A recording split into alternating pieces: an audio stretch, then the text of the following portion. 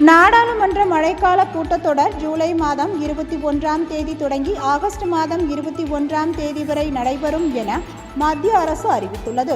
நாடாளுமன்ற பட்ஜெட் கூட்டத்தொடர் கடந்த ஜனவரி 31ஆம் தேதி தொடங்கி ஏப்ரல் 4ஆம் தேதி வரை நடைபெற்றது. இதில் வக்ஃபு சட்ட திருத்த மசோதா உட்பட 16 மசோதாக்கள் நிறைவேற்றப்பட்டன. அதன்பின் நாடாளுமன்ற இரு அவைகளும் தேதி குறிப்பிடாமல் ஒத்திவைக்கப்பட்டன. இந்நிலையில் மழைக்கால கூட்டத்தொடரை ஜூலை மாதம் 21ஆம் தேதி கூட்டுவதற்கான முன்மொழிவுக்கு குடியரசுத் தலைவர் திரௌபதி முர்மு ஒப்புதல் அளித்துள்ளதாக நாடாளுமன்ற விரிவாக்கத்துறை அமைச்சர் கிரண் ரிஜிஜு தெரிவித்துள்ளார். இந்த மழைக்கால கூட்டத்தொடரில் அணுசக்தி துறையில் தனியார் நுழைவதை எளிதாக்கும் சட்டம் உள்ளிட்ட சட்டங்களை கொண்டுவர மத்திய அரசு தயாராக உள்ளதாக தகவல் வெளியாகியுள்ளது.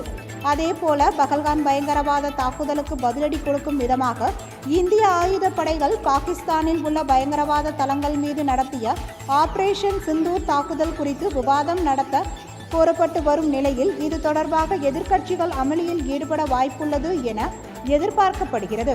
மேலும் இந்தியா பாகிஸ்தான் மோதலில் மத்தியஸ்தம் செய்ததாக அமெரிக்க அதிபர் ட்ரம்ப் கூறுவது குறித்தும் எதிர்க்கட்சிகள் கேள்வி எழுப்பவும் என எதிர்பார்க்கப்படுகிறது.